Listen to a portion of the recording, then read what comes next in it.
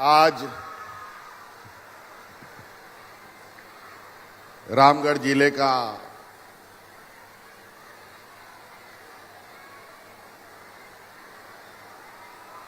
ये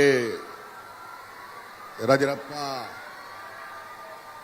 के इस पवित्र भूमि पर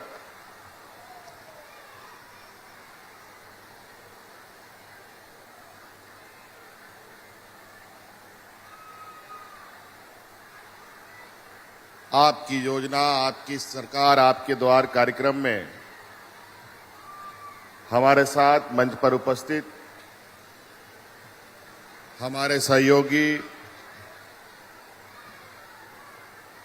मंत्री आदरणीय आलमगीर आलम साहब, हमारे मंत्रिमंडल सहयोगी बड़े भाई सत्यानंद भोक्ता जी, स्थानीय विधायिका श्रीमती ममता देवी जी,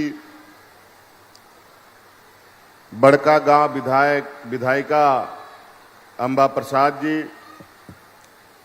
यहां उपस्थित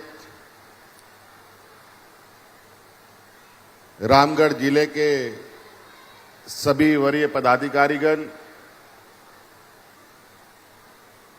और विशेषकर आज इस कार्यक्रम में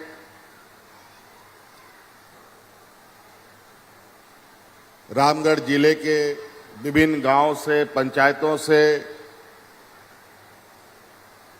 मोहल्लों से आए हुए आप सभी हमारे ग्रामीणों, किसान भाइयों, माताएं बहनें, नौजवान साथी, हमारे स्कूल के छात्र छात्राएं और हमारे गठबंधन दल के सभी सदस्यगण, आप सभी का मैं आज इस कार्यक्रम में स्वागत करते हुए अपनी ओर से जोहार करता हूं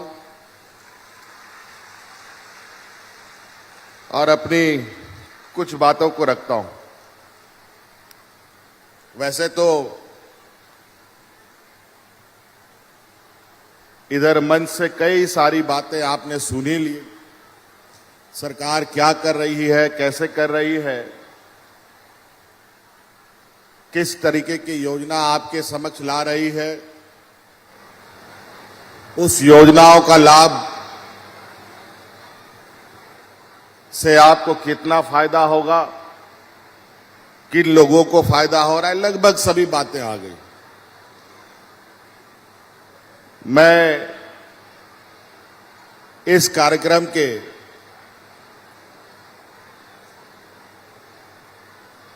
अवलोकन के लिए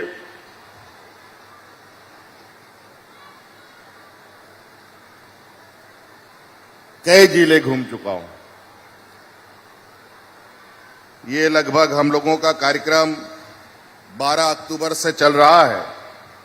इसको अभी 14 नवंबर तक इस कार्यक्रम को होना है, लेकिन इसका मतलब ये नहीं है कि ये 14 नवंबर के बाद ये योजना खत्म, ये कार्यक्रम खत्म।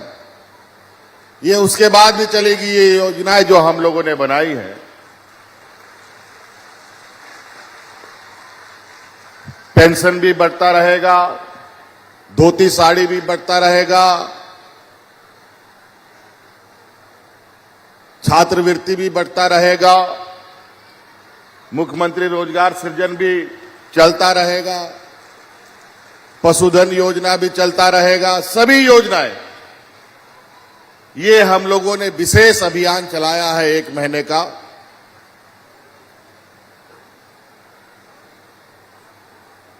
उसके बाद भी ये योजना आपके लिए चालू रहेगा। आपको याद होगा कि 2021 में भी हमने एक और कार्यक्रम चलाया था, आपकी सरकार आपके द्वार। और इस बार हम लोगों ने पिछले बार के अनुभव को समेकित रूप से आपके आवेदन, आपके विचार को ध्यान में रखकर ये योजना बनाई और योजना ऐसा बना कि आपके लिए, आपके सर्वांगीण विकास के लिए, हमारी ग्रामीण अर्थव्यवस्था को मजबूती प्रदान करने के लिए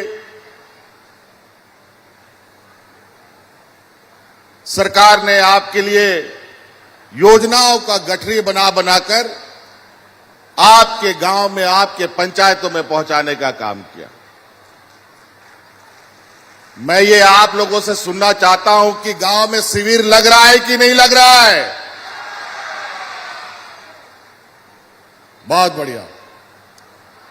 और हम आपको ये बता दें कि आप जो लोग गांव में गलती से किसी कारण से शिविर में नहीं जा पाते हैं या नहीं जा पाए अपने निर्धारित समय में, तो बगल में जो दूसरा शिविर लगेगा वहां पर भी जाकर के आप अपना आवेदन दे सकते हैं, अपने समस्या का समाधान करा सकते हैं,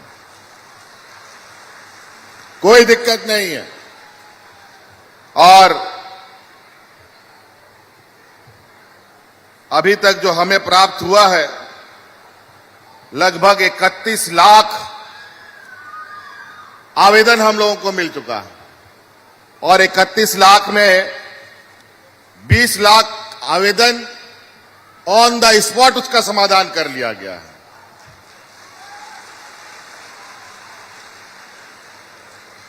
अभी 14 तारीख तक इसको और चलना है और हमारा प्रयास है कि अधिक से अधिक आवेदनों का निष्पादन आप जिस शिविर में गए हैं उसी शिविर में आपका हो जाए।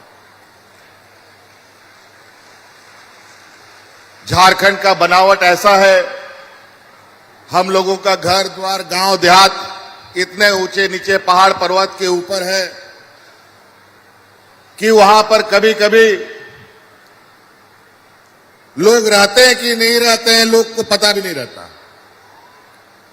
ना वहां पर सरकार की योजना जाती है, ना सरकार की आवाज जाती है, ना सरकार के पदाधिकारी जाते थे। 20 साल में कभी भी ऐसा उत्साह, ऐसा माहौल, ऐसा वातावरण झारखंड ने कभी नहीं देखा। 2021 से जो उत्साह का माहौल बना है और सरकारी व्यवस्था में जो विश्वास जगाने का हम लोगों ने प्रयास किया है वो आज आपके सामने है। जहां बरसों बरस तक लोग वृद्धा पेंशन के लिए ब्लॉक का चक्कर काटते थे, विकलांग पेंशन के लिए चक्कर काटते थे, विधवा पेंशन के लिए चक्कर काटते थे, अपना जमीन का रसीद काटने के लिए चक्कर काटते थे,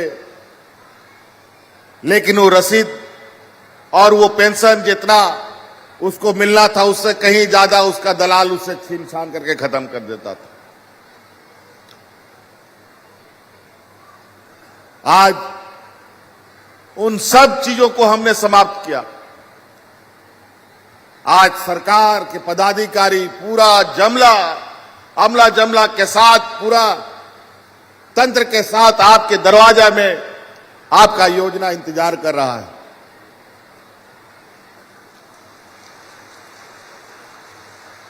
नौजवानों के लिए, महिलाओं के लिए, किसानों के लिए, मजदूरों के लिए 20 वर्ष राज अलग हुए। 20 वर्ष में जो स्थिति रही, मुझे लगा जो हमारे विरोधी हैं इन लोगों ने पूरा योजनाबद्ध तरीके से आपके हक अधिकार को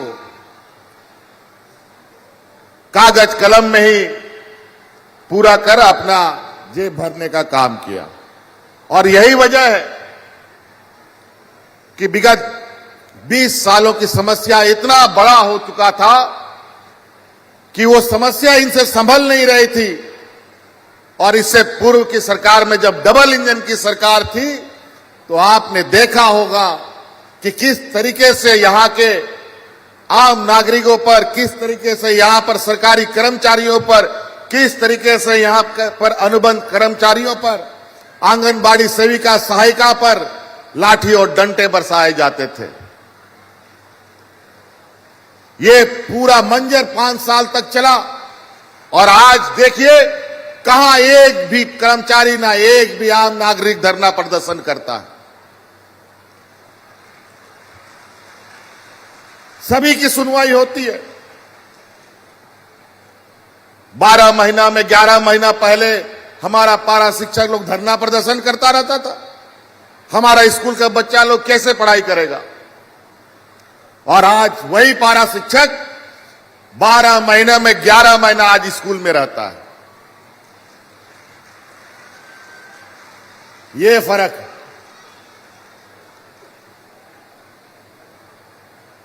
ये डबल इंजन की सरकार की ना आंख थी, ना कान थी, ना संवेदनाएं थी। आज ये सरकार हर गरीब, हर किसान, हर मजदूर, जरूरतमंदों का आवाज बनकर सुनकर उसके साथ खड़ा है।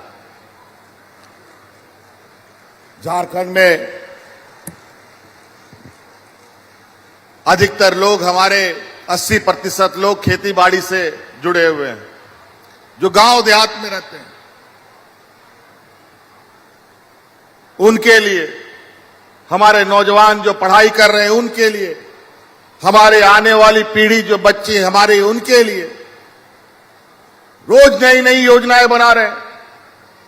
और जो उत्साह का माहौल को ध्यान से आप देखें, पूरे राज्य में जो वातावरण बना है, इस वातावरण को देखकर हमारे विपक्षियों के पसीने छूट रहे हैं।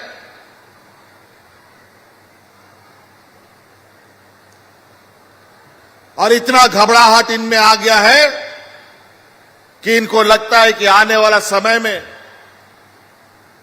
पता नहीं इनके लोगों को झंडा ढोने वाला कार्यकर्ता मिलेगा कि नहीं मिलेगा। खैर, मिलेगा क्या? ये तो व्यापारी जमात है, पैसे से तो हर काम करा लेगा, लेकिन पैसे से लोकतंत्र नहीं खरीद सकता।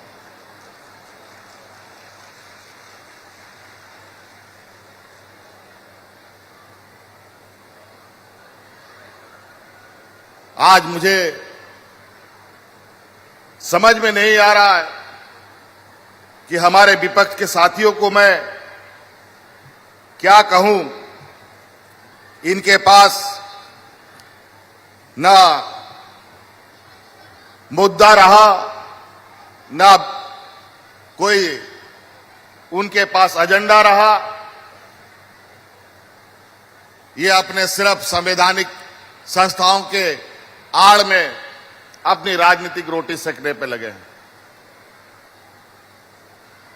आज बताइए, ये इस पिछड़ा राज्य, जो देश का सबसे पिछड़ा राज्य है, यहां पर आदिवासी, दलित, पिछड़े, अल्पसंख्यकों की संख्या सबसे अधिक है। और इन जमातों में तो हमेशा से गरीबी और शोषण का ये जमात रहा है।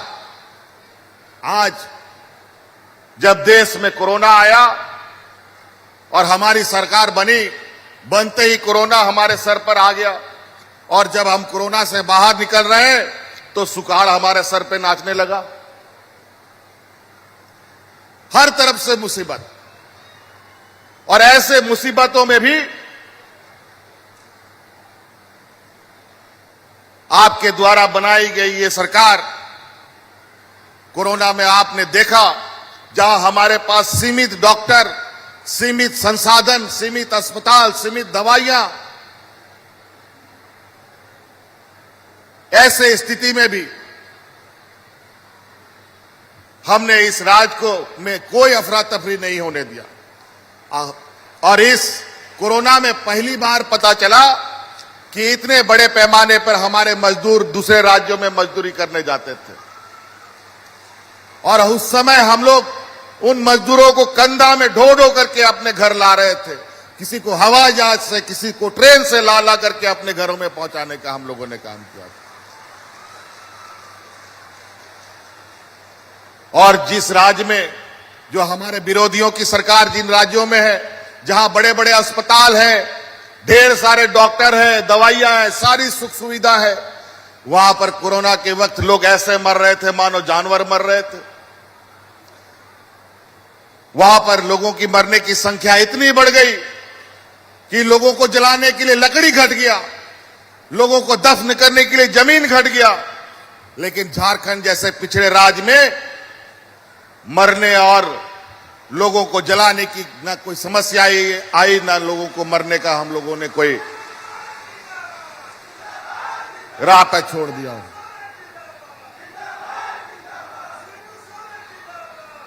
कोई भी ऐसी यहां अफरा तफरी नहीं मची। और आज जब सुखाड़ की स्थिति हमारे सर पे नाच रहा है, हमने 22 जिला में 256 प्रखंडों को चिन्हित किया है, जहां हम ये अग्रिम राहत के रूप में 3500 रुपया देने जा रहे हैं।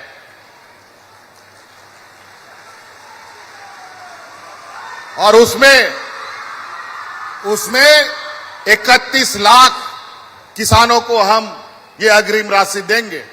अब ये शिविर खत्म होगा, इस शिविर के खत्म होने के बाद तुरंत अपने किसानों को चिन्हितीकरण करने के लिए फिर से गांव-गांव में शिविर लगाए जाएंगे और उनको हम लोग राहत पहुंचाने का काम करेंगे। गरीबों के लिए हमेशा चुनौती रहा है। पहले की पूर्व की सरकार में समय पे बीज नहीं मिलता था, खाद नहीं मिलता था और बारिशों के पार हो जाता था, किसान भगवान भरोसे अपना जीवन काटता था। इस बार जब समय से पहले हम लोगों ने बीज दे दिया, समय से पहले खाद दे दिया, तो बारिश ने हमें धोखा दे दिया। बहुत विचित्र बात है। ऐसे स्थिति में यह पिछड़ा राज्य कैसे जूझ रहा होगा, आप अंदाजा लगा सकते हैं। और ऐसे परिस्थिति में जब हमारे राज्य में इतनी गरीबी है, हम भारत सरकार से गुहार करते हैं कि यहां के गरीबों को राहत देने के लिए हमें आर्थिक मदद दो, लेकिन कोई आर्थिक मदद नहीं करता। राज्य का 1,36,000 करोड़ रुपया का मांग हमने भारत सरकार से किया, पैसा देना तो दूर, सीबीआई ईडी को हमारे सामने भेज दिया।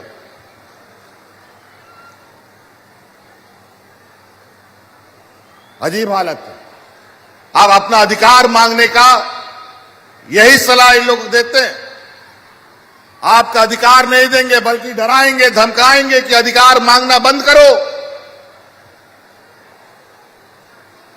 आज इस राज्य के खनिज संपदाओं को निकालने के लिए जिस तरीके से इन लोगों ने पूरे राज्य को चूहों की तरह कुतर डाला,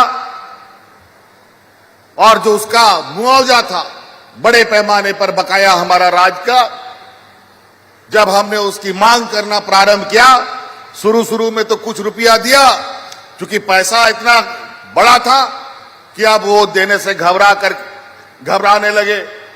तो इनका मुंह कैसे बंद करें, तो सीबीआई ईडी इनकम टैक्स भेज दो। आप देख रहे हैं रोज अखबारों में बड़े बड़े छप रहे हैं, कहीं इनकम टैक्स का छापा पड़ रहा है, कहीं ईडी का छापा पड़ रहा है, और वो किसी के पास नहीं, जितने भी सरकार में विधायक मंत्री हैं उन्हीं के पास पड़ रहा है, विपक्ष के पास नहीं पड़ रहा है। क्योंकि विपक्ष के लोग तो दूध के धुले हुए हैं ना।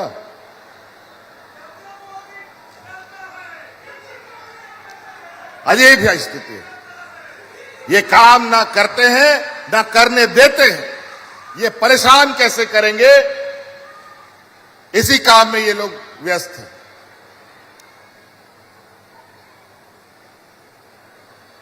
खेती बाड़ी से इनको लेना देना नहीं,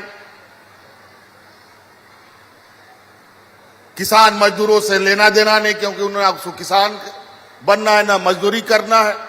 इनको तो शोषण करना है सिर्फ। और इन प्रकार पूरे देश में जहां भारतीय जनता पार्टी की सरकार नहीं है, वहां की सरकारों को ये तंग करने पे लगे, उनकी सरकारों को गिराने में लगे।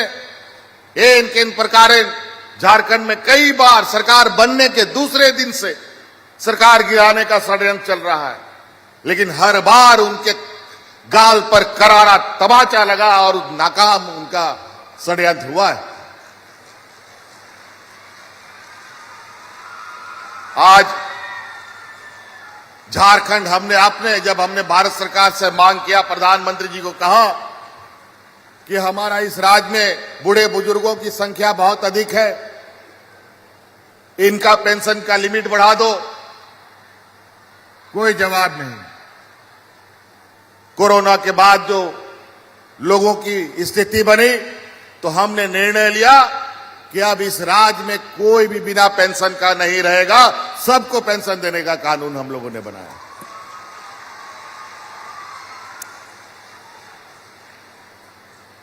आप ही से सुनना चाहते हैं, गांव में सब बुजुर्ग लोग को पेंशन मिलता है कि नहीं? और जो नहीं मिलता है उनको शिविर में भेजिए। बहुत लोग गलती सलती से छूट छाट जाता है। हम लोग गांव देहात का आदमी लोग कम पढ़ा लिखा रहता है, शिविर लगा हुआ है तो दूसरी तरफ चला जाता है। और इतना हम लोगों ने योजना बनाया है। आज मुखिया है, जिला परिषद है, विधायक है, सांसद है, मंत्री है, वार्ड पार्षद है, उन सबको पकड़िए और बोलिए कि हम लोगों को योजना का लाभ दिलाओ, चलो शिविर में।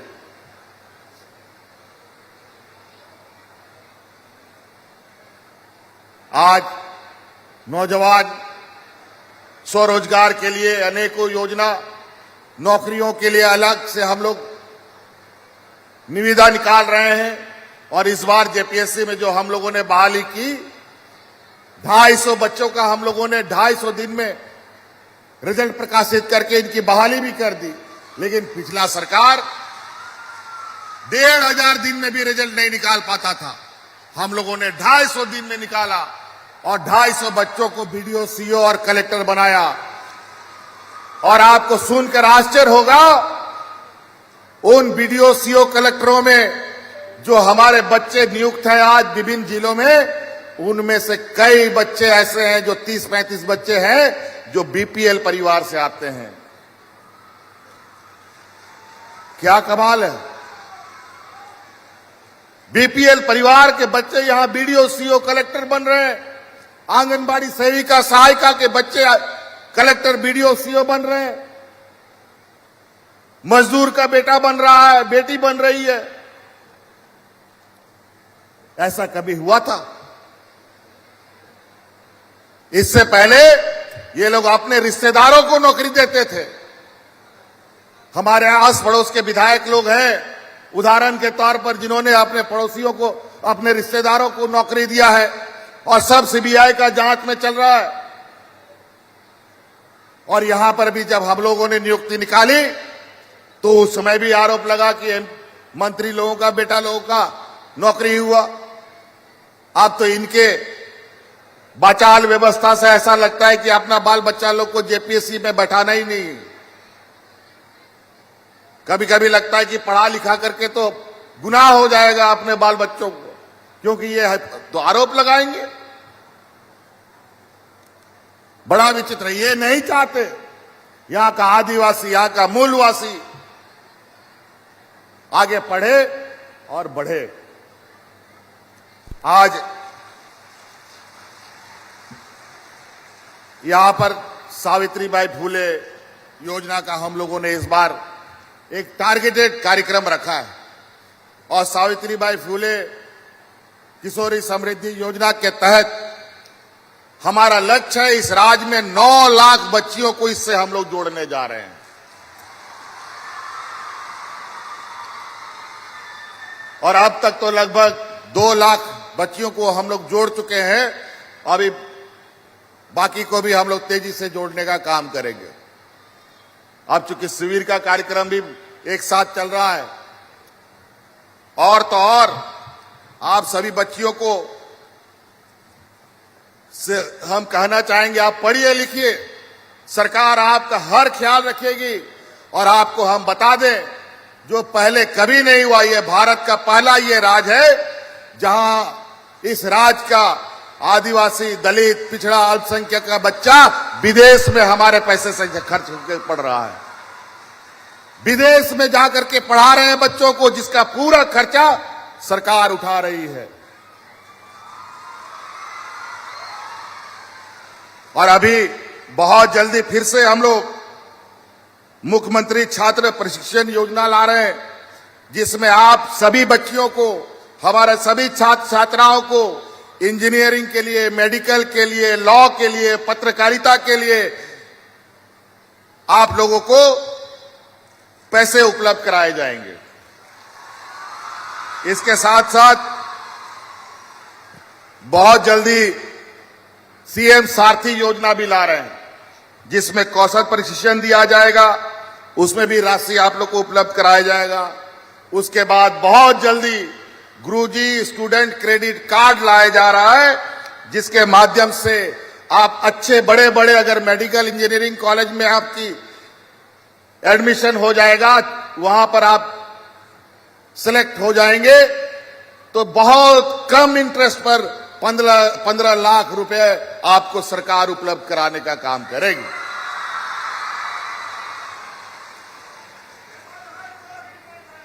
कई चीजें, अब आपको पढ़ने का चिंता नहीं, आपके मां बाप किसान मजदूरों को चिंता करने का जरूरत नहीं है। और आपके लिए स्कूल का भी रंगाई पुताई और नए तरीके से जीर्णोद्धार हो रहा है। नए मॉडल स्कूल बन रहे हैं जो बिल्कुल प्राइवेट स्कूल से बेहतर बनेगा, और उसके जो टीचर होंगे और उसके जो शिक्षक हैं, उन सब शिक्षक को आईआईएम में उनका ट्रेनिंग अभी चल रहा है। और वो सभी सीबीएसई मॉडल का होगा। वहां प्रिंसिपल भी होगा, हर सब्जेक्ट का टीचर भी होगा, प्रैक्टिकल रूम भी होगा। जो आप प्राइवेट स्कूलों को देख करके आपके मन में थोड़ी जो कसक होती है, उसको हम लोग पूरा करने का काम करेंगे, आपकी सपनों को भी साकार करेंगे। कई चीजें हैं, योजनाओं के बारे में हम कहेंगे तो रात बीत जाएगा। कई ऐसी चीजें हैं जो हमारे मंत्रीगण ने कह भी दिया, और शिविर भी लग रहे हैं, आप लोग इसमें शामिल हों। और बड़ी गर्व की बात है रामगढ़ जिला के लिए विशेषकर, और वो गर्व की बात ये है, और वो भी रजरप्पा मां छिन्नमस्तिका के पावन धरती के लिए तो और भी गर्व की बात है, जहां से आदरणीय दिसोम गुरु शिबू सोरेन जी ने एक लंबा आंदोलन करके इस राज्य को अलग पहचान दिलाने का काम किया है।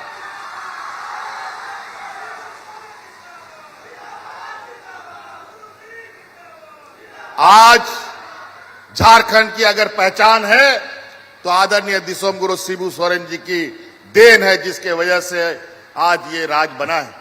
हालांकि राज अलग करने में कई लोग शहीद हुए, कई लोग बलिदानित लोगों ने दिया है, लेकिन इसके अगवा करने वाले आदरणीय गुरुजी हमारे इसी रामगढ़ गोला के रहने वाले हैं। और आज उसी प्रकार फिर से ये गौरव का दिन, रामगढ़ जिला फिर से इतिहास के रूप में जाना जाएगा।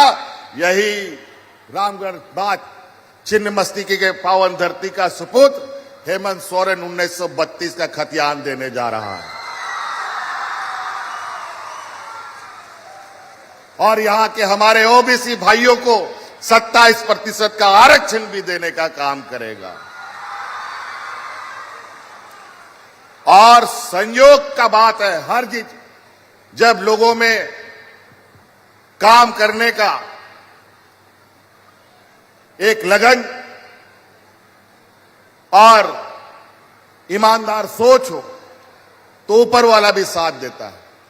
और आपको हम बता दें, 2 साल पहले 11 नवंबर का दिन है जहां हम लोगों ने सरना कोड पारित करके भारत सरकार को भेजा है, और फिर से ये 11 नवंबर होगा जहां हम 1932 लाएंगे और ओबीसी को आरक्षण देने का काम करेंगे।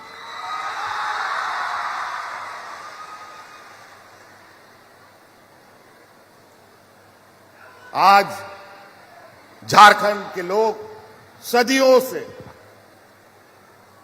अनेकों शोषण का शिकार होता रहा है। अब धीरे धीरे उस शोषण से बाहर निकलने का समय आ गया है। आज भारत सरकार के एजेंसी ने एक सर्वे कराया है। कोरोना के बाद जो अर्थव्यवस्था टूट गई, कई कंपनियां बंद हो गई, आपने देखा होगा कि कितने मजदूरों को दूसरे राज्यों से वापस आना पड़ा, वहां से भगा दिया गया। आज भी वो अर्थव्यवस्था ठीक से खड़ी नहीं हुई है। कई राज्य अभी भी कोरोना का मार से उभर नहीं पाई है और ऐसे स्थिति में भी देश के गिने चुने राज्यों में झारखंड भी एक ऐसे राज्य है जहां प्रति व्यक्ति आय में बढ़ोतरी हो रही है बहुत तेजी से। ये मेरा सर्वे नहीं है, भारत की एजेंसी का, भारत सरकार का एजेंसी का सर्वे है। ये एक संकेत है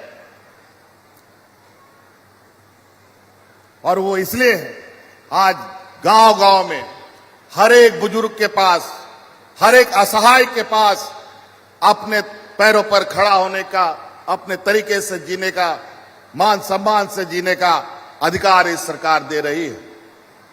नहीं तो जिस बुजुर्ग के पास पेंशन नहीं होता है, जिस बूढ़ा बूढ़ी के पास पेंशन नहीं होता है, उसका बाल बच्चा लोग भी उसको घर से बाहर निकाल देता है। आजकल तो पेंशन के बदौलत कम से कम घर में भी रख लेता है। और तो और हम लोगों ने यह भी कानून बनाया है, यहां समाज में कुछ खुरापात लोग भी रहते हैं, कई महिलाओं को साथ में रखकर धोखा देकर के छोड़ के भाग जाते हैं और वो महिला बेचारी अकेले जीवन भर काटने के लिए मजबूर हो जाती है। ना जीवन यापन के लिए कोई साधन होता है, ना कुछ होता है। उस महिला को भी पेंशन देने का कानून सरकार ने बनाया है ताकि वो मान सम्मान से जी सके। आज इसीलिए कई चीजें हैं जो आपके मान सम्मान की रक्षा वर्तमान सरकार आपके साथ बिल्कुल परछाई की तरह खड़ा है। आप लोगों से यही गुजारिश है कि सरकार आपके द्वार खड़ी है, आपके लिए योजना लेके खड़ी है। उस योजना को अपने घर के अंदर ले जाइए। मुख्यमंत्री पशुधन योजना एक ऐसी योजना है जिसके माध्यम से अपने आय में आप वृद्धि कर सकते हैं। अभी मुझे बहुत चिंता लग रहा है इस बात का कि 20 सालों में इन सब चीजों पर कभी ध्यान नहीं आया और आज नतीजा ये है कि हमारे इस राज्य में लगभग सभी महिलाएं खून की कमी का शिकार रहती हैं। आज हमारी नई पीढ़ी, जो नए बच्चे जन्म होते हैं, वो कुपोषण का शिकार होता है। लगभग 50% बच्चा कुपोषण पैदा हो रहा है। वो क्यों हो रहा है? वो इसलिए हो रहा है क्योंकि हम लोगों ने अपनी पुरानी पूर्वजों की व्यवस्था को नहीं अपनाया, उन व्यवस्था को हम लोगों ने छोड़ दिया। आज से 40 साल 50 साल पहले यहां पर महिला खून की कमी नहीं होती थी, बच्चे कुपोषित पैदा नहीं होते थे। वो इसलिए नहीं होते थे क्योंकि उसमें घर घर में दूध, दही, मांस, मछली, अंडा होता था, गाय, बकरी, सुअर, मुर्गी सब होता था। लेकिन आज घर में मेहमान अगर आ जाए, उसको मीट भात खिलाना है तो बगल से दूसरे गांव से मुर्गा लाना पड़ता है, खस्सी लाना पड़ता है। यह स्थिति हो गया। जानवर खत्म, भूखमरी की स्थिति घर पे आ गई। सरकार के राशन से पेट भरा जा रहा है। इससे कभी भी हमारा स्वास्थ्य नहीं सुधर सकता। इसीलिए हमने फिर से अपनी पुरानी पूर्वजों की व्यवस्था अपने गांव में स्थापित करने के लिए पशुधन योजना लाया है। आप बकरी लीजिए, गाय लीजिए, सुअर लीजिए, गाय जो भी लेना है पालिए।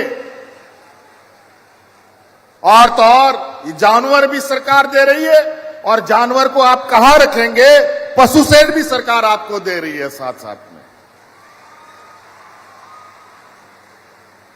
फिर क्या चिंता है? खेती बाड़ी करने के लिए भी कई तरीके से आर्थिक मदद दिया जा रहा है। महिला समूह के बीच में करोड़ों रुपया बांटा जा रहा है।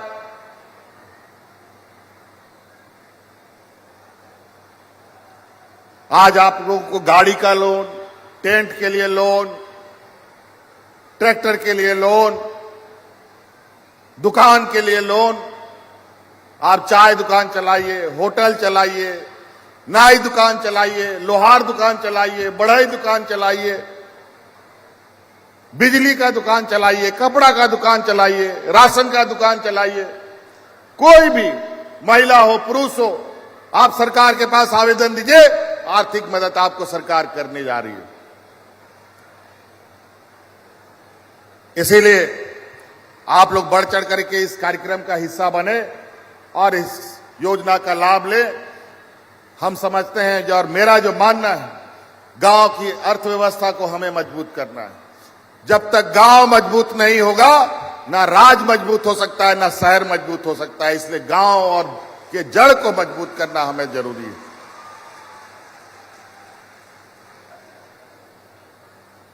तो साथी, मैं इन्हीं बातों के साथ अपनी बातों को समाप्त करूंगा। लेकिन हमारे जो विपक्ष के लोग हैं, आज देखिए इन कार्यक्रमों में कोई विपक्ष शामिल नहीं होता है। ये लोग सीबीआई, ईडी के ऑफिस में, दफ्तर में बैठकर, गवर्नर हाउस में बैठ करके षड्यंत्र रचने का काम करता है। ये लोग नहीं चाहता यहां का मूलवासी, यहां का आदिवासी आगे बढ़े, और बोलता है कि हम ही लोग तो करते थे। 1932 का खतियान भारतीय जनता पार्टी जब सरकार बनी उस समय इन लोगों ने लाने का प्रयास किया, और ऐसा 1932 का खतियान लेके आए कि लोग एक दूसरे का खून का प्यासा होने लग गया, अनेकों लोगों की जानें चली गई।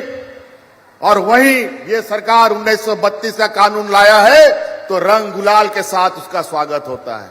यही फर्क उनमें और हम में।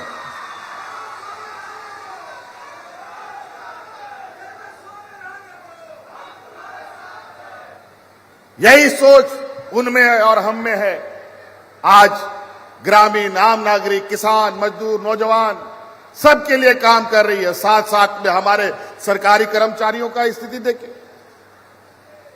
आज उनका पेंशन न्यू पेंशन में केंद्र सरकार ने डाल दिया, और पेंशन एक ऐसा होता है जो बुढ़ापे का सहारा होता है। आजकल बेटा बेटी भी छोड़ के भाग जाता है, लेकिन पेंशन अगर रहता है तो जीवन कट सकता है।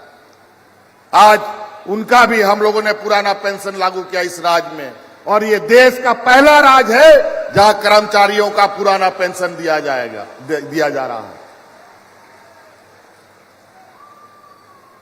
कई ऐसी चीजें, हमारी आंगनबाड़ी दीदियां हैं पीछे उधर, उनको पूछिए कितना लाठी डंडा खाई थी पिछला बार। बच्चा ले लेकर के सड़क पर रहती थी।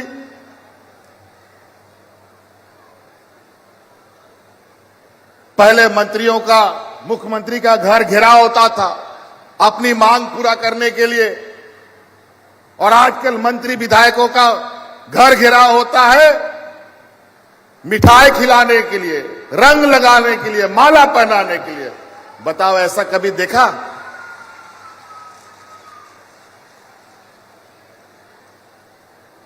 आज सरकारी व्यवस्था अगर आप उसको निराश करेंगे तो कोई काम आपका आगे बढ़ेगा नहीं। सबको मिलकर आगे बढ़ना है।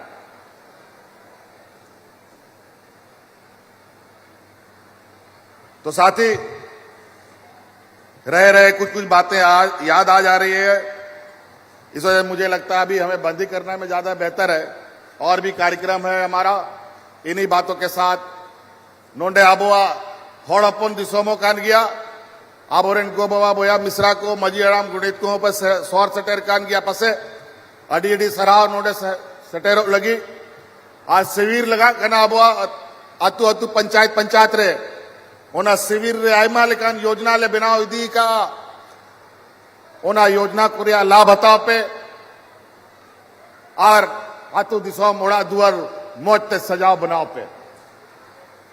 इसलिए आप सब लोगों को आज के इस कार्यक्रम में आने के लिए बहुत बहुत फिर से आभार, धन्यवाद और जोहार करते हुए अपनी बातों को समाप्त करते हैं।